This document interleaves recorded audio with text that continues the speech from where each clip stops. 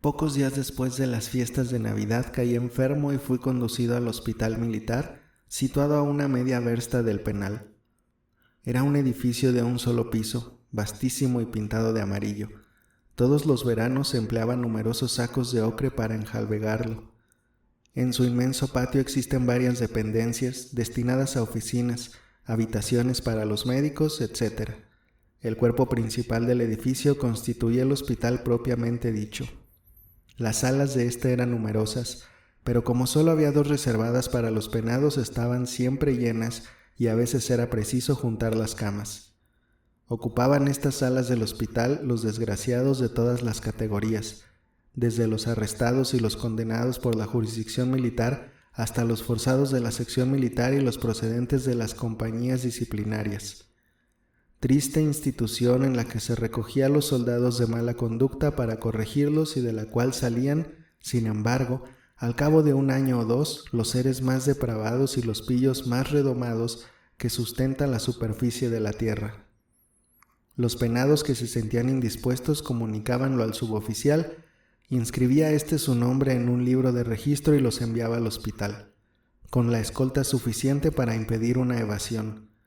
Llegados al hospital, y si estaban realmente enfermos, les hacía quedar en el benéfico establecimiento. A su llegada los reconocía un médico, el cual los autorizaba para quedarse en el hospital si estaban realmente enfermos. Por la mañana pedí ser inscrito, y a la 1 de la tarde, mientras todos mis compañeros se hallaban en el trabajo, me trasladé al hospital, acompañado de un soldado, ocultándome en los zapatos, según había visto a los demás penados en iguales circunstancias, el dinero y varios objetos que me podían ser necesarios. Atravesé los umbrales del hospital, excitada mi curiosidad por conocer esta nueva fase de la vida del presidio. El día era templado, nebuloso y triste, uno de esos días en que ciertos edificios como el hospital toman un aspecto tétrico, oprimente, antipático.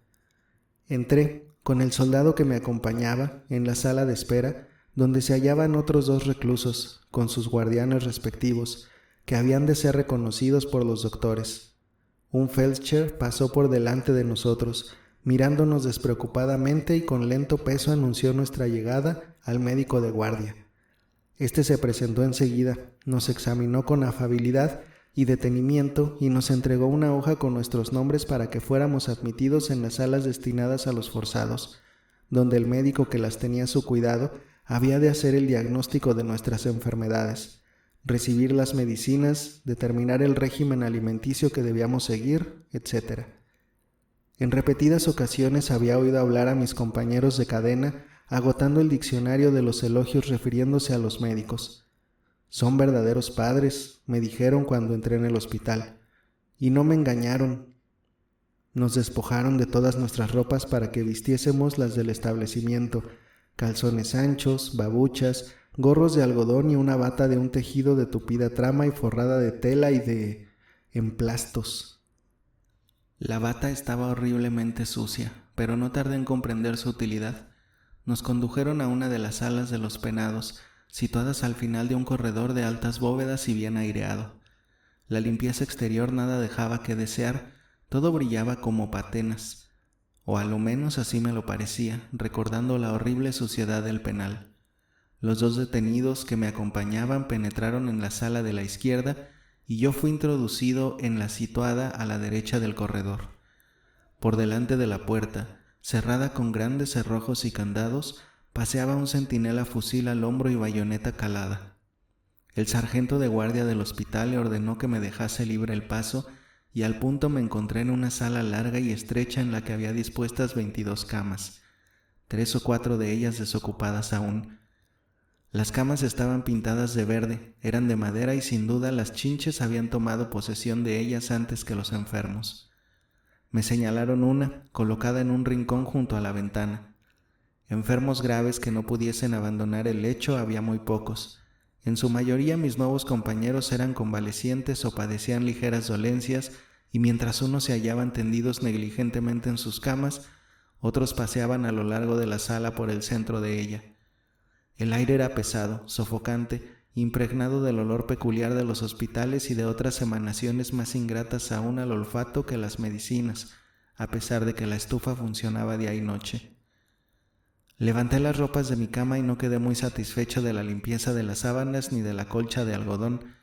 Junto a la cama había una mesita con un jarro, un vaso de hojalata y un remedo de servilleta.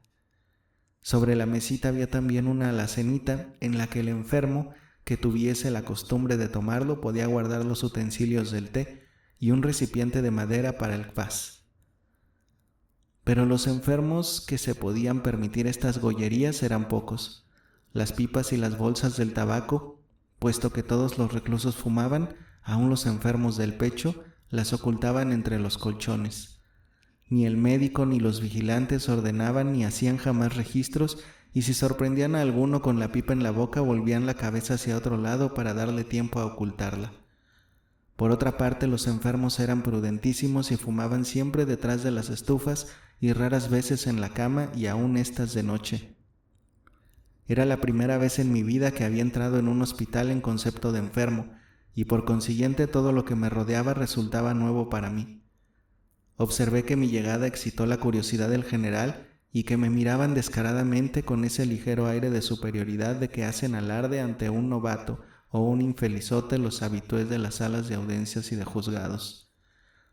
A mi derecha estaba tendido sobre su cama un exsecretario, hijo ilegítimo de un capitán retirado, acusado de monedero falso.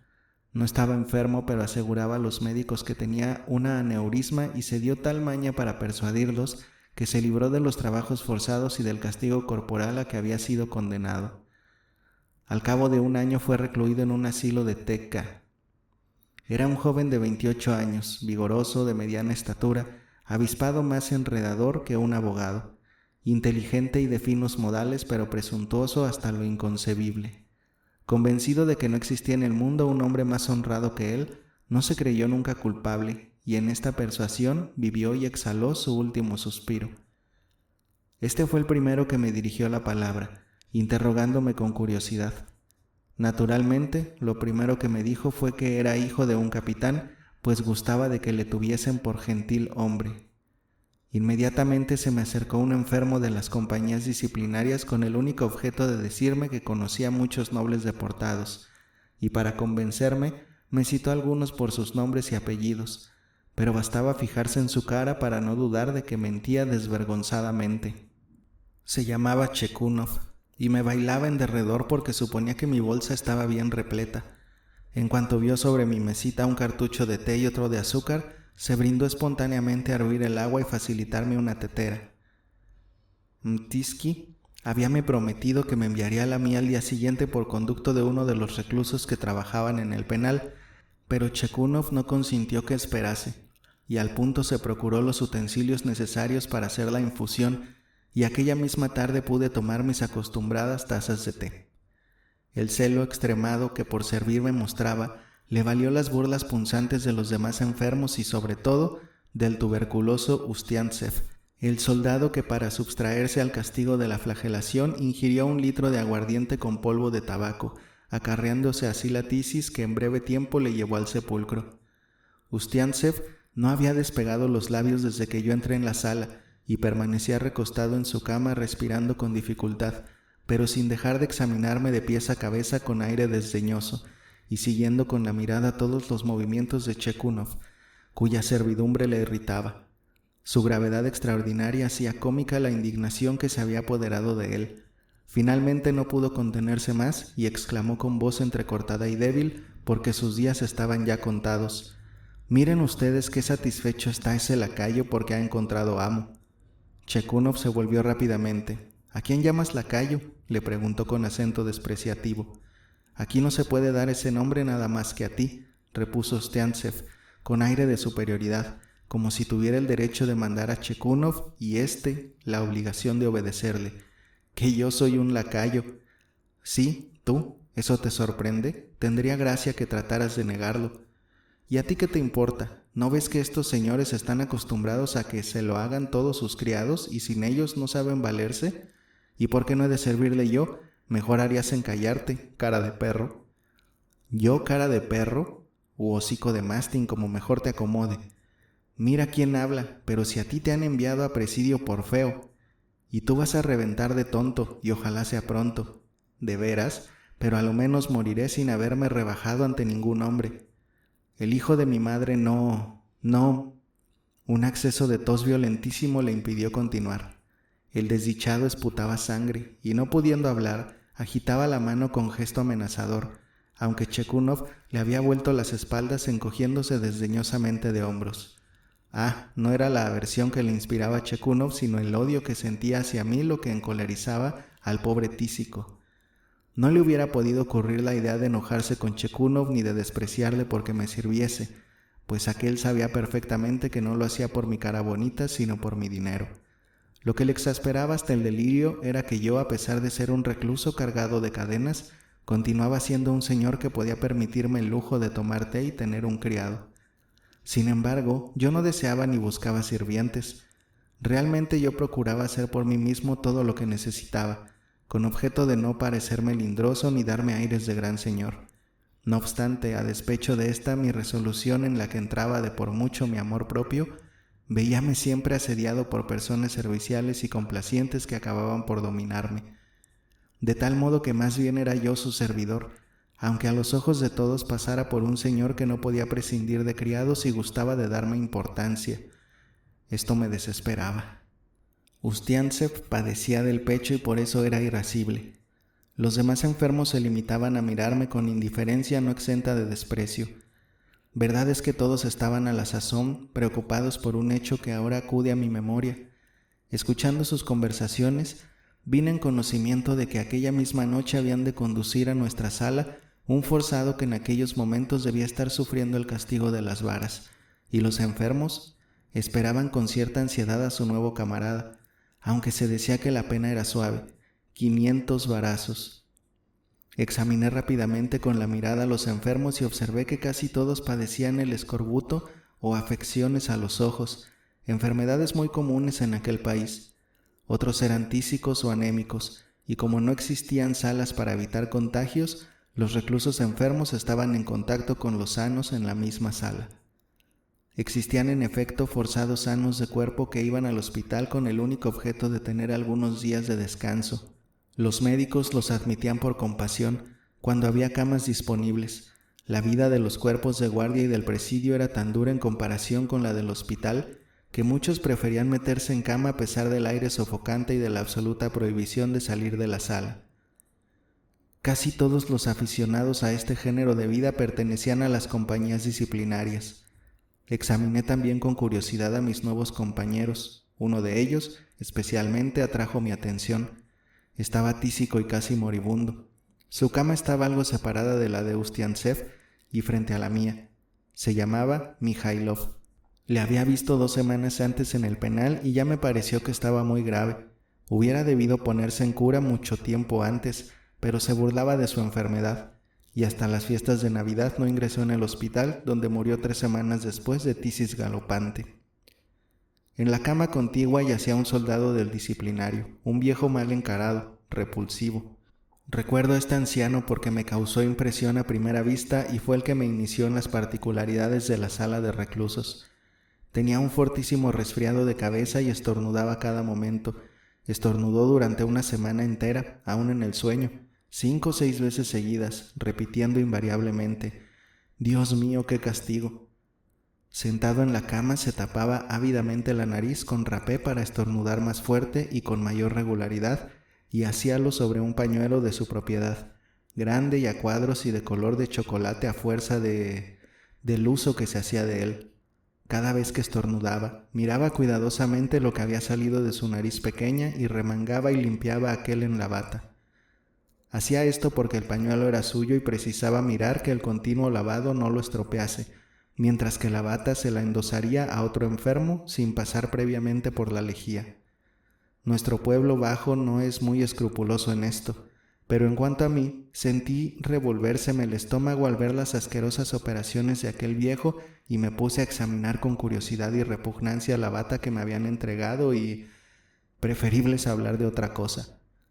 Los condenados a castigos corporales eran conducidos al hospital sangrándole aún las espaldas, y como los curaban con compresas y ungüentos, la bata que se ponían sobre sus húmedas camisas se impregnaban de olores que no eran nada gratos al olfato. Cada vez que durante el tiempo de mi prisión hube de ingresar en el hospital, y por desgracia era a menudo, me endosaba siempre con instintiva desconfianza la ropa que me entregaban. A los pocos momentos de haberme servido el té, Chekunov, entre paréntesis, el agua de nuestra sala, llevada el día antes, se corrompió enseguida bajo la influencia del aire fétido que allí reinaba. Se abrió la puerta, y vigilado por doble escolta, entraron al penado que acababa de sufrir el tremendo castigo corporal. Fue aquella la primera vez que vi a un hombre recién apaleado. En lo sucesivo tuve ocasión de ver conducir a muchos. Los enfermos acogían a aquellos desgraciados con simulada gravedad, que era mayor o menor según la importancia del delito cometido, y por consiguiente del número de varazos que le habían suministrado.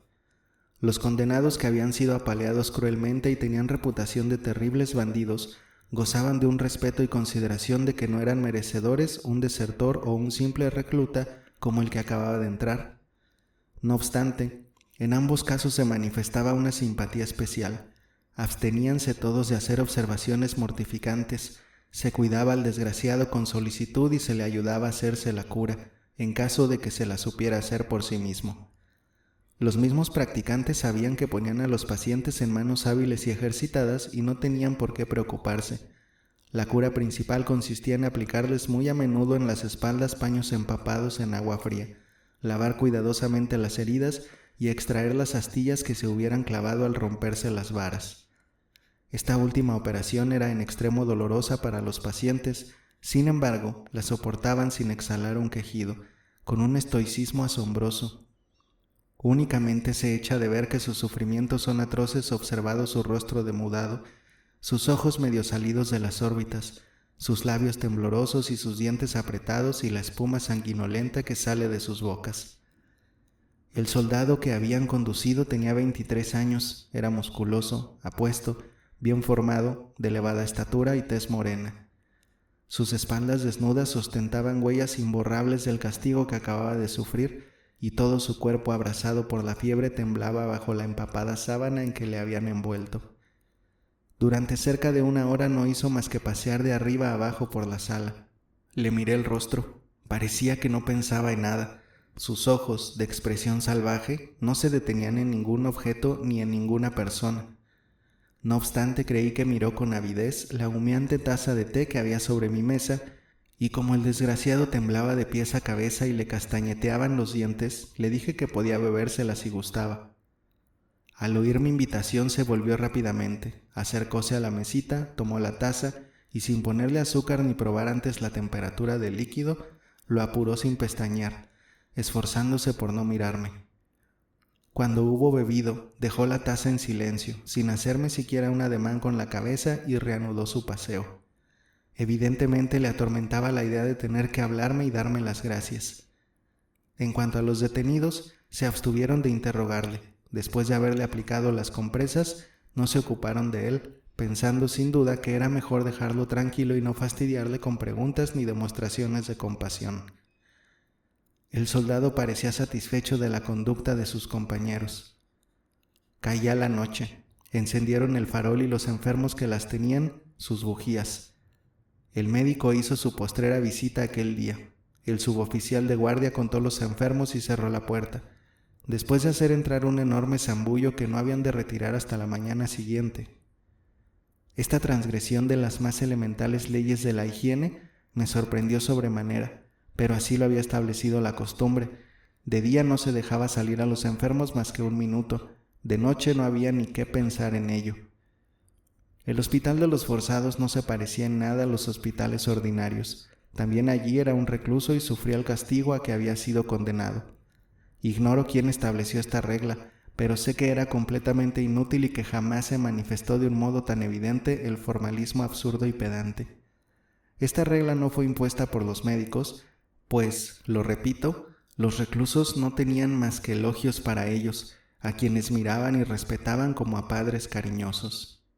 Los médicos tenían siempre alguna frase amable, alguna palabra cariñosa que les animaba. Eran buenos con nosotros por sentimientos humanitarios, porque comprendían que un forzado enfermo tiene derecho a respirar el aire puro como cualquier otro paciente por encumbrado que estuviese. Los convalecientes de las otras salas podían pasear libremente por los corredores, hacer ejercicio, respirar un aire menos infecto que el de nuestra enfermería, corrompido o saturado siempre de exhalaciones deletéreas.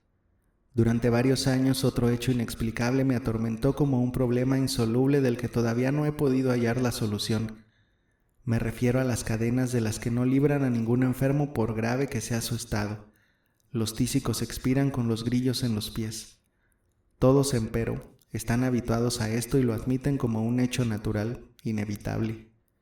Creo que a nadie, ni aun a los médicos, se les hubiera ocurrido la idea de solicitar que librasen de las cadenas a los reclusos gravemente enfermos. A lo más hubieran hecho una excepción en favor de los tuberculosos. A decir verdad, las cadenas no eran excesivamente pesadas, pues oscilaba su peso entre 8 o 12 libras, fardo que puede soportar muy bien un hombre sano. Me dijeron, sin embargo, que al cabo de algunos años las piernas se adelgazan horriblemente y se debilitan a causa de las cadenas. No sé si será cierto, pero me inclino a creerlo. Un peso, por pequeño que sea, pongamos 10 libras, que es el ordinario, llevado siempre en la pierna, aumenta de un modo anormal la pesadez general de la extremidad y a la larga debe ejercer una influencia desastrosa sobre su desarrollo. Para un forzado que goce de buena salud, esto no es nada, mas ¿se puede decir lo mismo de un enfermo? Para los que tienen alguna afección al pecho y cuyas piernas y manos se adelgazaban espontáneamente, hasta el peso de una paja les resulta insoportable. Si los médicos reclamasen esta liberación, aunque solo fuese para los tísicos, harían una gran obra de misericordia. Se me objetará tal vez que los forzados son malhechores, indignos de compasión, mas ¿es preciso redoblar la severidad para con aquellos cuya desventura es tanta? No puedo creer que esta agravación tenga por objeto castigar al penado. Los tribunales dispensan a los tísicos de los trabajos forzados. Debe haber en esto una razón misteriosa, importante, una precaución saludable, pero ¿de qué clase? He aquí lo que no alcanzo a comprender. ¿Es posible suponer que el tísico trate de evadirse? ¿A quién se le puede ocurrir semejante pensamiento, especialmente cuando su enfermedad ha llegado a cierto grado? No es fácil engañar a los médicos ni que éstos tomen por tísico a un hombre de salud envidiable. Es esta una enfermedad que se conoce al primer golpe de vista. Por otra parte, digámoslo, ya que se presenta ocasión, ¿pueden los hierros impedir que un penado se fugue? Los hierros son una difamación, una vergüenza, un peso físico y moral, pero nada más. A lo menos este es mi parecer, puesto que no pueden imposibilitar la evasión. El forzado más inhábil y menos inteligente sabrá limar o romper los eslabones sin más instrumento que una piedra y con poco esfuerzo. Las cadenas son, pues, una precaución inútil, y si se le ponen a los forzados por vía de castigo, ¿no sería humanitario eximir de semejante tormento a un agonizante? Al escribir estas líneas se presenta a mi imaginación la fisionomía de un moribundo, de un tísico, la de aquel Mijailov que yacía frente a mi cama y junto a la de otro tísico, Ustiantsev, y que murió, si mal no recuerdo, 4 días después de su ingreso en el hospital. Conocía muy poco a Mijailov. Era un joven de 25 años, todo lo más, de alta estatura, flaco y de bellísimo rostro. Pertenecía a la sección especial y se distinguía por su taciturnidad extraña, pero dulce y triste. Diríase que se había disecado en el penal, según la gráfica expresión de los reclusos que conservaban de él grato recuerdo. Murió a las 3 de la tarde de un día claro y seco. El sol lanzaba sus rayos vívidos y oblicuos a través de los empañados y verdosos cristales de la sala. Un torrente de luz inundaba a aquel desventurado que había perdido ya los sentidos y expiraba tras larga agonía. Desde por la mañana empañáronse sus bellísimos ojos y no pudo reconocer a los que se le acercaban. Su respiración era lenta, penosa, profunda, interrumpida. El pecho levantábase violentamente como si ansiase el aire. Primero arrojó al suelo las tropas de la cama y luego comenzó a arrancarse a jirones la camisa, que resultaba para él un peso insoportable. Sus compañeros se la quitaron. Causaba horror ver aquel cuerpo desmedidamente largo, de manos y piernas descarnadas, de vientre hundido y pecho levantado en el que se dibujaban, netamente las costillas como las de un esqueleto. Sobre este esqueleto no quedaba más que una cruz con un pequeño escapulario y las cadenas de las que fácilmente hubieran podido librarse las disecadas piernas que arrojaban. Un cuarto de hora antes de la muerte se extinguió todo rumor en la sala. Los demás reclusos enfermos hablaban muy quedo y andaban en puntillas, cautelosamente para no turbar aquel silencio lúgubre, sepulcral. De vez en cuando se comunicaban sus expresiones y dirigían furtivas miradas al moribundo, cuyos estertores eran más débiles por momentos.